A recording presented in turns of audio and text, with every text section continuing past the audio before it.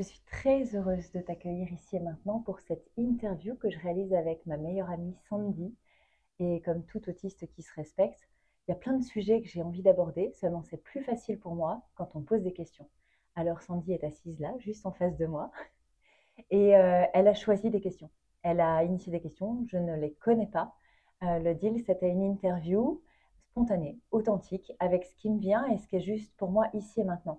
Donc je ne connais pas les questions, je vais les découvrir un peu en même temps que toi.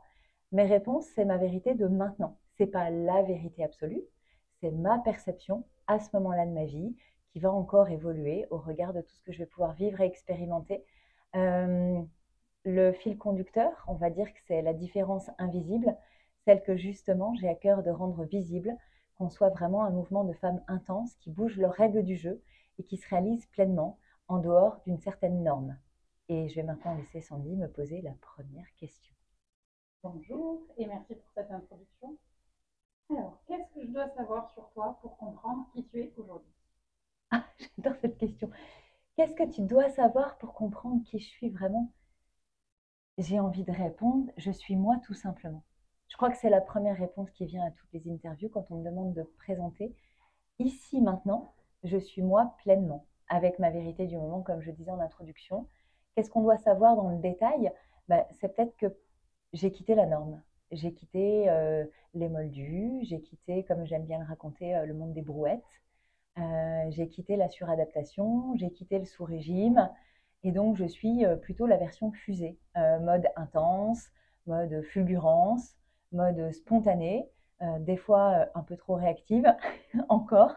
Mais en tout cas, je me suis offert la liberté d'être dans une vie qui me ressemble, dans mon quotidien, avec les enfants, avec le travail, avec mes copines. Enfin, avec ma copine, puisque tu es ma seule et unique copine, et ça, c'est important pour moi de le préciser. C'est la best, c'est la meilleure. Il y en avait qu'une qui pouvait vraiment assumer ce rôle-là à mes côtés. Et qu'est-ce qu'on doit savoir sur moi? J'ai plus envie de te dire, pose-moi une autre question. Alors, on est là pour parler de la différence invisible. Qu'est-ce que tu peux nous dire sur ce sujet-là? La différence invisible, c'est pour moi déjà tout ce qui était invisible de moi dans l'éducation que j'ai reçue. Tout ce qui ne se voit pas, parce que comme je dis souvent depuis le film d'Artus, un petit truc en plus, parce qu'il s'autorise à le faire dans les interviews et que du coup ça m'a donné la liberté de le faire comme une autorisation de le voir à l'extérieur de moi. C'est ce côté, la différence invisible, c'est pas handicapé vraiment. Ça se voit pas. Ça se voit pas dans mon comportement, ça se voit pas dans ma posture, ça se voit pas dans mon phrasé. Et surtout, ça ne se voyait pas pendant toutes ces années de vie où j'étais en suradaptation. C'est-à-dire que dans ma part de différence invisible, pour moi, je porte l'autisme sans déficience intellectuelle. Ça veut dire la version autiste intelligente. J'ai eu pendant toutes mes années d'éducation, d'ado, de jeune adulte, d'adulte, l'intelligence de capter les univers, de capter les énergies, de capter les gens et de me fondre à chaque fois comme un caméléon dans tous les espaces de ma vie et de jouer le mimétisme à 400%. Donc en fait, la différence, elle a été invisible toute ma vie. Et aujourd'hui, ça reste une différence invisible dans le sens où les neurosciences avancent. On parle en France depuis 6 ans à peu près de la typie, la douance. On parle encore très peu de l'autisme, ou du moins quand on parle de l'autisme plutôt chez les enfants, plutôt chez les garçons, et donc en aucun cas chez les femmes adultes qui sont passées au travers des radars parce qu'elles ont des aptitudes sociales, sociétales qui sont plus fortes que la jante masculine. Et donc, dans nos rôles de maman, à la crèche, à l'école, c'est souvent les mamans qu'on retrouve. Et du coup, dans ces univers, on a été juste habitués à faire ce qui semble correct pour la norme. Donc, la différence invisible, c'est cette neurodivergence qui ne passe pas par un scanner, c'est pas un IRM, c'est même pas un test aujourd'hui. C'est vraiment dans la déconstruction de la suradaptation qu'on se rend compte effectivement de la différence. Alors, tu parles de suradaptation. Qu'est-ce que tu mets derrière, justement? C'est quoi la suradaptation? Il y a s'adapter, je m'adapte à un contexte, à un environnement, et je me suradapte. C'est-à-dire que je sors de moi. Je suis moi et je m'adapte parce que par complaisance, par intérêt, parce que j'ai envie de jouer le jeu, je vais le faire. Mais la suradaptation, c'est-à-dire que c'est dans tous les domaines de notre vie. Ça peut être dans le comportement vestimentaire, alimentaire, ça peut être dans le phrasé, Ça peut être, moi je sais que j'ai la capacité de mimétisme de beaucoup de choses, y compris l'accent. Si je vais en Suisse, je vais avoir l'accent suisse. Si je vais au Canada, je vais avoir l'accent canadien. Pas parce que je le décide, parce que chez moi, c'est un comportement inné, effectivement, qui est le fruit d'une suradaptation à tous les univers. On a la capacité d'analyse globale et détaillée, à la fois d'un contexte, d'une situation énergétique, mais aussi des gens qu'on fréquente. Et donc, on se comporte en permanence comme des copies. Et c'est pour ça que c'est de la suradaptation, c'est de l'adaptation au-delà en fait du possible. Il y a vraiment, chez toutes les clientes que j'accompagne dans l'école et qui découvrent en fait leur phénomène de suradaptation, elles commencent petit peu par petit peu. Et il y a ce moment où ça fait comme effet boule de neige, ça prend une vitesse qui peut être inquiétante parfois. Moi, c'est des choses que j'ai vécues quand j'ai découvert la douance pour ma part, puis après l'autisme, c'est qu'il y a ce côté, et donc le TDA qui va avec, hein, avec ou sans hyperactivité mentale ou physique, parce qu'il y a ça aussi, il y a deux distinctions, mais il y a vraiment cet espace de quand tu te rends compte et que tu arrêtes de t'adapter ou de te suradapter et que tu reviens à toi, tu dis ah ouais, ça bug quand même. Et c'est limite inquiétant parce qu'on se pose des questions de est-ce que je vais survivre dans ce monde? Est-ce que je vais trouver ma place? Est-ce que je peux réussir en étant pleinement moi-même? Et c'est un petit peu mon message et ma cause aujourd'hui. C'est le désir de créer une vie qui nous ressemble, qui nous respecte et qui nous ressource. Donc vraiment, au-delà de la suradaptation, surtout dans les profils TSA sans déficience intellectuelle, où on a vraiment une grande intelligence, moi, j'appelle, je suis plus une autiste, je suis devenue une artiste de ma vie et je suis vraiment un génie dans ma vision du monde, dans ma façon de créer mon univers, de créer mon business professionnel aussi. On a la capacité de créer ce qui n'existe pas. Est-ce que justement, il y a eu un moment précis ou une expérience qui t'a aidé à mieux comprendre cet aspect-là et ce fonctionnement-là? Oui, le déclencheur pour moi, notamment vis-à-vis de la douance, puis de l'autisme, ça s'est joué dans le même cas de figure avec ma fille qui est concernée. Aujourd'hui, elle a 18 ans, mais je me souviens à ses 12 ans, elle était malade, je la gardais à la maison. Et donc, elle m'arrive avec oh maman, regarde ce que j'ai fait pour m'occuper. Elle me sort 3 feuilles A3 sur la table de la cuisine. Elle me dit alors, ça, c'est le logo de mon entreprise.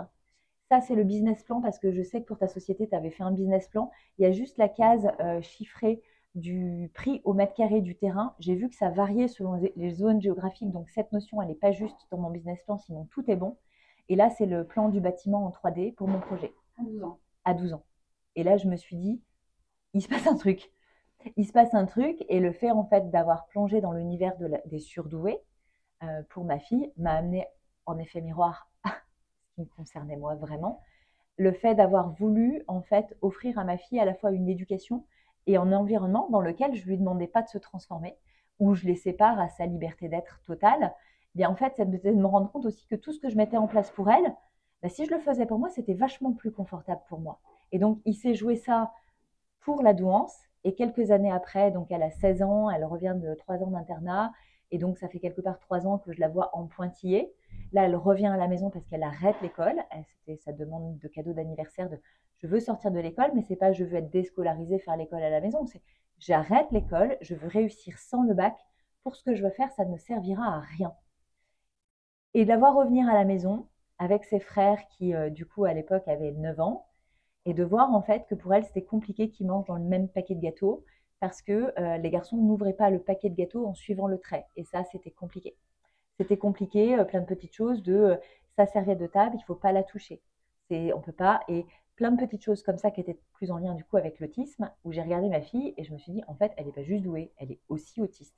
Et donc, le profil, avant, ça s'appelait autiste Asperger, qui n'existe plus aujourd'hui, qui a été regroupé dans le trouble du spectre de l'autisme parce qu'ils se sont rendus compte qu'effectivement, il n'y avait pas que les autistes version handicapante finalement du spectre et les autistes intelligents. Il y a, comme la douance, finalement, tout un spectre entre les deux et différentes catégories. Il y a, comme pour la douance, autant de définitions de l'autisme que d'autistes appropriés. Et donc, les deux déclencheurs, pour moi, c'est ça, c'est en effet miroir de ma fille. Quand je dis, OK, on va mettre des dispositions pour l'autisme, dans le comment on vit à la maison, c'était aussi vachement plus confortable pour moi. Aujourd'hui, tu accompagnes donc des clientes, c'est essentiellement des femmes, dans ce parcours-là Oui. de connaissance d'elles-mêmes, c'est ça? Oui, il y a 95% de femmes et 5% d'hommes hypersensibles avec un féminin très actif. Et ça, c'est très chouette et ils font du bien dans les espaces féminins, ces hommes-là. Donc, si vous êtes par là à m'écouter, sentez-vous les bienvenus, vraiment. Oui, j'accompagne des femmes, mais qui se questionnent ni sur l'autisme, ni sur le TDA, ni sur la douance finalement. Elles se questionnent sur l'hypersensibilité quand elles arrivent. Elles se questionnent sur le côté bizarre et décalé, et je pense qu'elles trouvent en moi, sur les réseaux sociaux, les stories, ma façon de communiquer, une autorisation, et de se dire, mais elles s'autorisent à dire tout, elles s'autorisent à être vraies, et je pense que j'incarne la façon d'être soi authentique, parce que je sais dire quand je suis en up, je sais dire quand je suis en down. C'est un parti pris pour moi de venir quelque part guérir aussi une blessure de famille qui tourne autour des non-dits, autour du mensonge, des trahisons, etc. Et le besoin pour moi au départ de dire toute la vérité, rien que la vérité. Et avec les spectres, c'est allé beaucoup plus loin parce que aujourd'hui, ça m'a pris 2 ans avant de pouvoir dire publiquement je suis autiste. Il y avait la peur du handicap, la peur du rejet, la peur d'être vue comme une handicapée et donc associée à une incompétente pour accompagner. Donc ça a été vraiment un chemin et c'est ce à quoi j'aide mes clientes aujourd'hui, c'est à faire ce chemin. Oui, bien sûr, on vient me voir parce que problématique de vie, j'ai des couples aussi qui m'embauchent pour venir les aider à restructurer la relation de couple, l'énergie au cœur de la tribu, parce que je les inspire pour ça dans l'éducation que je donne à mes enfants. Mais je les accompagne aussi sur le travail, la version business, comment entreprendre en restant soi tout simplement, quel que soit l'espace, le cercle, l'école ou le mastermind qu'elles rejoignent. Le vrai travail, c'est le cheminement personnel. C'est le cheminement de la connaissance de soi dans la profondeur, pas en surface. Et souvent, je les rencontre quand la psychothérapie fait plus rien, quand elles ont eu des coachs, mentors, acheté des programmes en ligne, où elles étaient très contentes de travailler sur la confiance en soi et ça fait partie des étapes. Et moi, je salue vraiment mes confrères qui font ce travail-là parce qu'ils permettent à mes clients de faire un bout de chemin. Et souvent, je suis la suite logique du bout de chemin quand elles me rencontrent sur les réseaux, c'est d'aller plus loin. Il y a ça, ok, j'ai compris ça de moi, mais je suis toujours bloquée, ça suffit pas. Donc, c'est souvent le petit déclic que elles viennent pas chez moi parce qu'elles se reconnaissent autistes comme moi, mais elles viennent parce qu'il y a une énergie, parce qu'il y a une profondeur, et elles ont besoin de ça. Et moi, je suis pas là pour leur poser des étiquettes. Je suis surtout là pour les aider à se découvrir, elles, dans ce qu'elles ressentent, elles, de leur neurodivergence. Est-ce qu'il y a des clés que tu peux partager pour transformer on va dire cet atypisme en force? Ce qui m'a aidé le plus par rapport à l'autisme, ça a été plus difficile pour moi d'assumer publiquement l'autisme que la douance. Parce que la douance, il y a un côté surdoué, il y a un côté intelligent. On sait que dans notre espace, on joue de toute façon avec beaucoup d'humilité, donc c'est pas un côté où on se sent supérieur aux autres. Ça, c'est important de le dire. Il y a eu la peur au début que si je me le reconnaissais à moi, j'avais l'impression qu'en sortant de chez moi, j'avais un 4x3 clignotant jaune fluo, tu vois, qui allait dire à tout le monde, je suis surdouée. Et j'avais la peur qu'on m'en demande encore plus que d'habitude. Une fois qu'on a balayé ça, j'ai perdu ta question. Oui, ma question, c'est est-ce qu'il y a des clés pour transformer ce côté atypique en force? Ouais, merci. Ça fait partie de la douance aussi. On se perd vite tout seul. Si je résume, donc tu dis déjà se reconnaître à nous-mêmes et donc pas se mentir par rapport à ça. Ouais, pas se mentir dans le sens où on fait du travail en développement personnel et je répète, en surface. Il y a beaucoup de coachs qui font du développement personnel en surface. J'ai fait partie de ces coachs-là et j'ai eu besoin d'aller plus loin, plus en profondeur. Je crois que c'est d'abord de faire une technique de petits pas. C'est petit à petit et cette transformation, elle prend du temps. Ce qui est souvent le plus difficile pour mes clientes parce qu'on a une fulgurance qu'on veut tout pour hier. Et on a l'habitude aujourd'hui d'acheter des programmes et d'accéder de suite à la solution. Et quelque part, si vous êtes honnête, vous avez acheté des choses pour avoir de suite la clé, la solution. Vous avez pris la clé, vous en avez peut-être fait quelque chose ou rien, ça dépend, mais ça ne vous a pas apporté ce que vous vouliez. Parce qu'en fait, la transformation, elle doit être plus en profondeur que ça. Et c'est là où moi je les emmène, c'est vraiment dans cette dynamique que s'il y a une clé, c'est de prendre le temps de la transformation. Il y a un processus avec des étapes, je l'ai enseigné dernièrement dans la bosse du changement. Donc, je parle de l'escalier, la technique de l'escalier, je parle de la courbe du changement qui est comparée à la courbe du deuil. Je détaille toutes les étapes et c'est de savoir qu'on vit ce processus pour chaque changement et pour plusieurs changements en même temps, mais à différents niveaux. On peut avoir un changement pour lequel on est dans le choc, alors que pour un autre changement, on est dans le renouveau, et sur un autre, on va être dans la zone de vide. Et donc pour nous qui n'avons pas eu l'habitude de nous écouter, de toujours se fier à faire plaisir à l'autre, à qu'est-ce que l'autre attend de moi, à bien faire des efforts pour répondre à la norme, ben en fait, on ne sait pas identifier ça. Donc, s'il y a vraiment une astuce, c'est déjà les petits pas. La deuxième, c'est de se foutre une paix royale. Parce que ici, ben, j'ai envie de te dire, tu prends ton âge, c'est le nombre d'années de suradaptation que tu as eu. Ça va te prendre un tout petit peu de temps pour déconstruire tout ça. Ça ne veut pas dire qu'il faut avoir tout déconstruit pour commencer à vivre une autre vie. Mais c'est que tout est imbriqué. Et donc, tu commences d'un côté, ça a un effet sur l'autre, il y a un effet boule de neige. Donc, c'est de prendre de la patience et puis surtout d'avoir de la volonté, d'avoir de la détermination, d'avoir de la persévérance. Je le dis souvent, on ne peut pas décrocher la médaille olympique en se comportant comme un athlète qui fait entraînement un jour, oui, l'autre non, McDo un jour, diète le lendemain. C'est voilà, c'est de la persévérance et quelque part, mes clientes se disent ah ouais, c'est pas super sexy. Enfin, moi j'aurais voulu un truc plus rapide, un truc. Ouais, mais en même temps, tu as déjà essayé et tu n'as pas eu le résultat escompté. Donc c'est peut-être l'heure de changer quelque chose pour que quelque chose change. Est-ce que justement, dans ton parcours, il y a un échec que tu peux partager avec nous et qui t'a le plus appris? Ah oui, et tu le connais? Tu étais là? Moi, je le connais, mais C'était, je ne sais pas si on pense au même, parce que j'en ai eu plusieurs des échecs, puis toi j'en ai beaucoup partagé.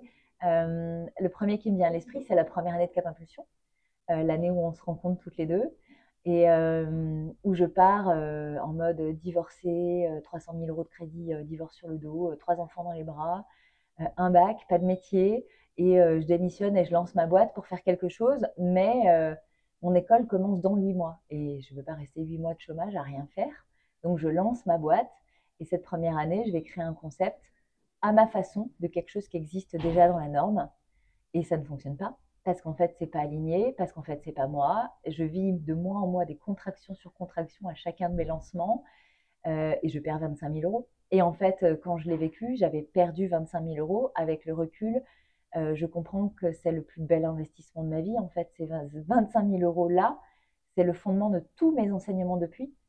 Entreprends ta vie personnelle et ou professionnelle selon qui tu es profondément. C'est la seule clé pour réussir. Tant que tu choisis d'entreprendre ou te réaliser ou de peu importe quoi avec un modèle d'un autre, ça fonctionne pas. C'est comme vouloir courir le marathon de ta vie avec les baskets du voisin. Tu vas y arriver, mais ça va être dur, tu vas forcer, tu vas avoir envie de renoncer, tu vas te remettre en question, tu vas douter, ça va te demander plus d'efforts pour accéder à la ligne d'arrivée. Donc c'est juste à mes côtés, Impulse ta vie, c'est reprendre tes baskets. quel conseil tu pourrais donner à quelqu'un qui se retrouve dans tes mots aujourd'hui, dans ce que tu es en train de dire dans cette interview? Réfléchis pas, ressens. Si ça résonne pour toi, il y a forcément une voix qui t'est appropriée. Il y a quelque chose dans mes mots, soit qui d'ailleurs te fait waouh, ou qui te fait grrr, qu'est-ce que je n'aime pas celle-là. J'ai les deux, j'attire les deux profils parce qu'en fait, soit il y a quelque chose que tu vois chez moi que tu as envie d'avoir, soit il y a quelque chose qui te fait greu chez moi et qui est finalement un miroir de toi, de quelque chose que tu caches, que tu camoufles, et c'est pas moi qui te fais greu, c'est le fait de camoufler. Alors certaines viennent parce que j'ai beaucoup d'énergie et elles veulent avoir de l'énergie. D'autres viennent parce que bah, je fais chier, hein, je suis pleinement moi et en plus je réussis professionnellement et en plus j'ai une super éducation, une super relation avec mes gamins, en plus j'ai des super copines. Donc ça c'est la partie duo, c'est un espace que j'ai pas encore alors j'ai fait évoluer, j'ai vécu plein d'aventures que j'ai souvent partagées et je reviendrai en 2025 avec une masterclass qui va s'appeler l'art de magnifier le chaos et puis une autre qui s'appellera 3615 ma vie d'autiste parce que dans ces deux espaces effectivement je vais avoir la liberté de pouvoir m'étendre sur des sujets beaucoup plus précis. Mais je crois que dans ma relation de duo, la plus belle que j'ai nourrie et renforcée, celle qui en avait le plus besoin, c'est la relation de moi à moi. Okay. Ça, c'est la plus belle. Tu pourrais nous donner des exemples de ton atypisme à toi? Comment tu le vois? Qu'est-ce qui se manifeste chez toi que tu ne vois pas dans d'autres personnes? Ce qui me vient, c'est au regard de notre déjeuner. Moi, j'adore le sucré, toi, t'adores le salé. Je sais plus ce qu'on s'est échangé à midi où je t'ai dit, mais en fait, toi, tu adores lire et moi, je lis pas. Il faut savoir que quand même, à un moment donné de notre vie, Sandy lisait des livres que je voulais lire et elle me faisait des fiches résumées. Moi, je suis derrière la caméra, toi, t'es devant la caméra. J'assume, j'assume. Il y a, qu'est-ce que je peux dire de mon atypisme que je vois pas chez les autres? En fait, c'est une question qui est très compliquée parce que je sais dire ma différence par rapport à la norme, mais je sais pas dire ma différence par rapport à un profil atypique. Je sais qu'on a des points de divergence. Je le vois notamment avec les enfants. On est quatre, et donc il y a comme deux et deux. Avec Liane, on est plutôt hypersensible. Anna et Evan sont plutôt hyposensibles. Donc, c'est-à-dire que eux, ils ont aussi un humour troisième, quatrième, cinquième degré. Quand avec Iliane, nous, le deuxième degré, on a déjà du mal, clairement. Ils sont plutôt la version claquette, bruitage et compagnie. Nous, avec Iliane, on joue plutôt à silence et Bouddhaland. Donc, voilà, je sais, avec amusement, faire des points de différence. Mais qu'est-ce qui est spécifique à moi? Ben, en fait, je suis moi, donc en fait, pour moi, je suis normale. Euh, Est-ce que tu peux nous dire une chose qui est difficile à croire à ton sujet? J'ai peur, souvent, je doute beaucoup, je rumine à 4000% et je me soigne. C'est ça le plus important. C'est aussi pour dire que ça n'empêche pas de se réaliser. C'est pas un frein, ça devient des freins quand on croit ses doutes, quand on croit ses peurs. Moi, j'ai assez rapidement, puis tu es la bonne copine pour m'aider à ça aussi, appris à déconstruire, dire ok, qu'est-ce qui me fait peur? Est-ce que c'est de la peur ou est-ce que c'est l'excitation? Je doute, ok, je doute ou j'ai envie en fait. C'est quoi qui se joue? C'est en me lisant profondément que j'ai commencé à battre les limites et les barrières qui m'avaient été données dans mon éducation, dans ma structure, dans ma conception, dans mon écosystème, etc. Et comme je disais tout à l'heure, ça prend du temps la déconstruction. Donc ici et maintenant, je suis pas encore toute neuve, je suis pas encore arrivée, et je sais pas si on arrive d'ailleurs à un moment donné. En tout cas, une chose est sûre, c'est que je préfère cette deuxième partie de vie depuis que je me reconnais profondément que la première. Je reviendrai en arrière pour rien au monde. Tout à l'heure, tu parlais de ce qu'on entend justement sur tous ces sujets-là dans les médias. Qu'est-ce que toi, tu aimerais qu'on dise dans les médias sur l'autisme, l'atypisme, les HPI, sur ces sujets-là qui te tiennent à cœur? Waouh. Très honnêtement, j'ai plus envie qu'ils en parlent, j'ai envie qu'ils ferment leur gueule. Ok. Parce que la façon dont ils abordent le sujet, c'est des moldus qui prennent des bouts d'informations et qui rédigent des papiers, des informations. Ils savent pas de quoi ils parlent. Je pense que la série HPI a été le lancement en fait d'un effet de mode. Et ça, je trouve que c'est dur aussi. C'est que la presse s'empare de sujets et ils en font une mode. Et nous qui vivons vraiment l'expérience, quand on dit je suis autiste, ah ouais, c'est le dernier truc à la mode. Mais ta gueule en fait. Parce qu'à un moment donné, tu dis pas à un aveugle, ah vas-y, tu joues l'aveugle parce que c'est à la mode. Pour moi, c'est aberrant en fait. Je, je préfère voilà, que ceux qui parlent de leur. Mais globalement, ça correspond très bien à notre version atypique de dire la vérité, ne parler que de ce qu'on connaît, même que ce soit pour moi ou pour mes clientes, on n'accompagne que des choses que nous avons transcendées, expérimentées nous-mêmes. On n'est pas, on se donne pas l'autorisation de jouer avec la vie des gens, ou avec l'avenir des gens, ou avec les rêves des gens, ou avec les blessures des gens, sur des sujets qu'on maîtrise pas. Et du coup, moi, c'est ça qui me donne envie avec beaucoup de bienveillance. Les médias ont des rôles et quelque part, ils ouvrent aussi cette question et cet échange que nous avons tous les deux. Donc, je suis pas pour qu'ils n'existent plus, c'est pas ça que je veux dire, mais c'est juste que ça m'horripile vraiment de lire des papiers écrits par des gens qui ne savent pas de quoi ils parlent. Est-ce que tu es capable de te dire ou de nous dire quelque chose qui te pousse à avancer aujourd'hui? Alors, il y a 7 ans, c'était le désir d'être une maman qui montre l'exemple à ses enfants, parce que j'ai personnellement eu des parents que je remercie infiniment pour tous les écueils et les écarts et tout ce qu'on a pu vivre ensemble. Ils m'ont apporté en fait un reflet, une image de quelque chose que j'avais moi pas envie de vivre. Et il y a 7 ans, quand je ne sais pas où je vais et qu'est-ce que je vais faire, il y a une chose qui me résonne, c'est que je veux que mes enfants soient libres. Je veux qu'ils puissent se réaliser pleinement selon qui ils sont profondément, sans qu'on les transforme, même pas l'école.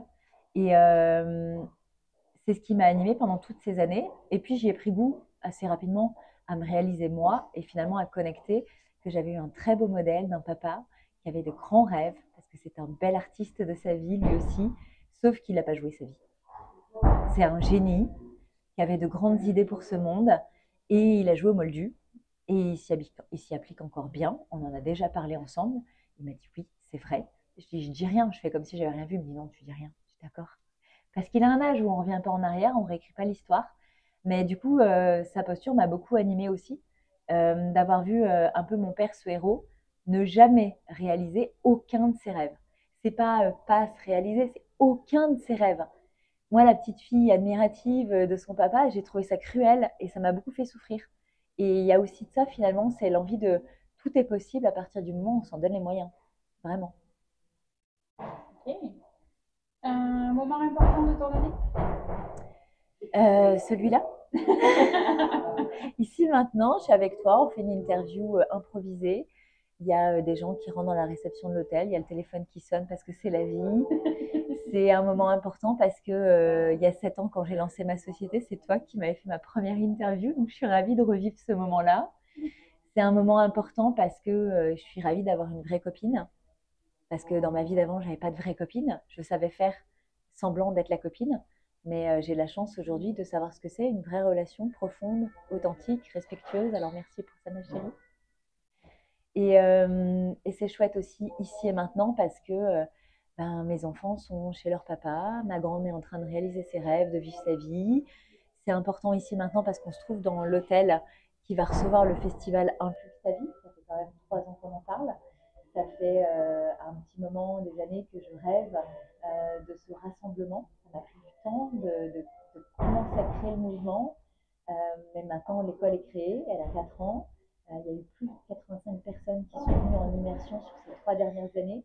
Donc, riche des différentes immersions que j'ai faites en présentiel, bah, j'ai envie de faire ça, mais en plus grand.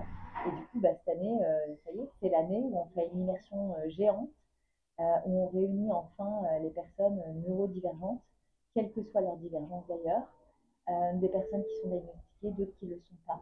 Mais en tout cas, des femmes et quelques hommes hypersensibles qui ont besoin de rencontrer des âmes qui leur ressemblent pour pouvoir se libérer, s'autoriser à être eux. Et puis je crois que le plus beau dans cet hôtel, c'est qu'on aura choisi du confort. On a choisi des espaces où ils peuvent être eux-mêmes. Ils sont juste rester assis sur une chaise qui est très dure. Euh, il y a la liberté dehors pour se reprendre l'air. Il y aura de la lumière tamisée parce que la lumière vive, c'est pas ok. S'il y a de la musique, on préviendra parce que bah, ils auront peut-être envie de mettre leur bouchon d'oreille. S'ils veulent ramener leur doudou, leur couverture, c'est possible. Et c'est un peu le goût d'une colonie de vacances géante en fait, avec des adultes bizarres et décalés, mais qui viennent pour vivre le qui ils sont profondément dans un contexte qui va le leur permettre. Du coup, ici à maintenant, c'est important. Le mot de la fin? Je t'aime.